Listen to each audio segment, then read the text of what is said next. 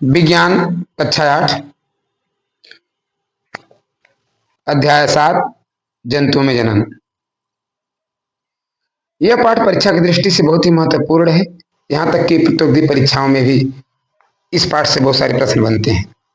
तो आइए शुरू करते हैं इस पाठ को और जानते हैं जनन क्या होता है। जनन या प्रजनन अंग्रेजी में इसे रिप्रोडक्शन कहा जाता है। अपनी प्रजाति का अस्तित्व बनाए रखने के लिए अपने जैसा जीव उत्पन्न करना जनन कहलाता है। जनन की प्रक्रिया पेड़ पौधे तथा जंतु दोनों में होती है। जंतुओं में जनन की विधियां।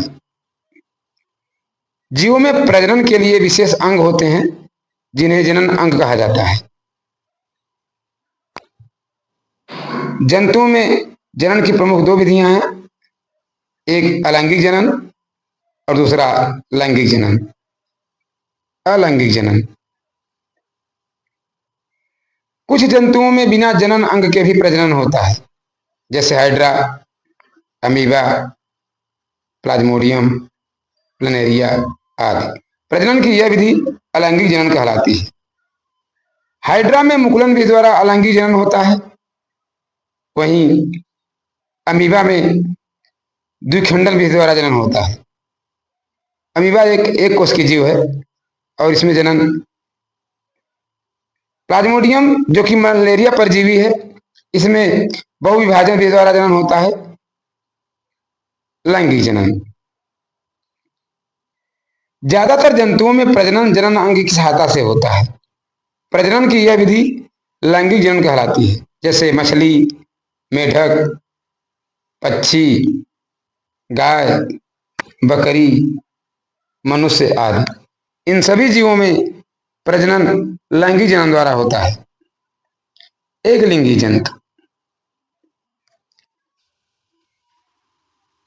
मछली, मेढक, गाय, बकरी, मनुष्य, इन सभी में नर एवं मादा जनन अंग अलग अलग जीवों में पाए जाते हैं। ऐसे जंतु जिनमें नर और मादा जनन अंग अलग अलग पाए जाते हैं एक लिंगी जंतु कहलाते हैं। द्विलिंगी जंतु। कुछ जंतु जैसे केचुआ, जोंक, इन सभी में नर एवं मादा जननांग एक ही जीव में पाए जाते हैं। ऐसे जंतुओं को द्विलिंगी जंतु कहा जाता है। मानव के जननांग। मानव में नर जननांग। मानव के नर जननांग में जो प्रमुख है वो है वृषण, जो कि उदर के नीचे पाया जाता है। दूसरा है शुक्राणु नलिका या शुक्र नलिका और तीसरा है शिशन।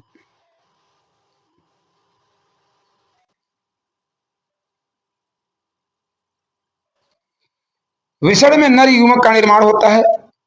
नर युग्मक शुक्राणु कहलाता है।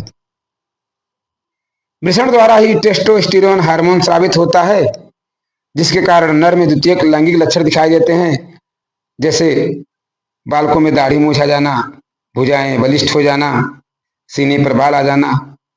मादा जननांग।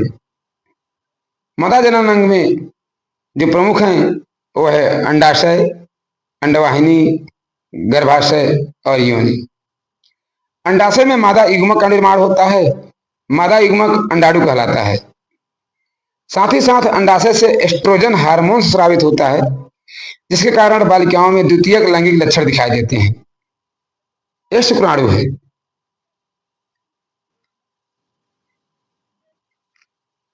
और ये अंडाणु का चित्र है,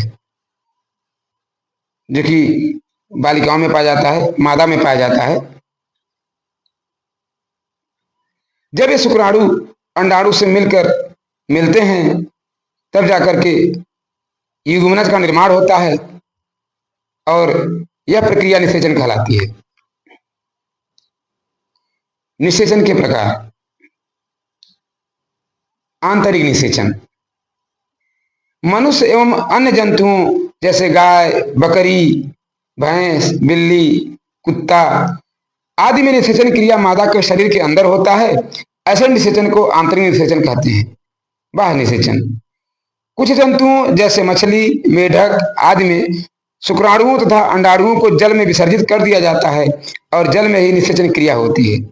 इस प्रकार के निषेचन को बाह्य निषेचन कहते हैं। जरायुज एवं अंडयुज। बच्चे देने वाले जंतुओं को जरायुज कहते हैं, जैसे मनुष्य, गाय, बकरी, कुत्ता, चमगादड़, व्हेल तथा अन्य स्तनधारी जंतु। और अंडे देने वाले जंतुओं को अंडयुज कहते हैं, जैसे मुर्गी, कबूतर, सर्प, मछली, मेढक आदि। अब आगे है अभ्यास के प्रश्न, जो कि आपको ये दिखाया जा रहा है। इन सभी अभ्यास के प्रश्नों को आप लोग पढ़ करके एक गृह कार्य के रूप में अपनी तरफ कर सकते हैं और ये समझ सकते हैं कि आपके द्वारा जो पाठ पढ़ाया गया है, सारे प्रश्न इन्हीं पढ़ाए हुए पाठों से आपको मिलेंगे। और यहीं पर यह समाप्त होता है पाठ। धन्यवाद।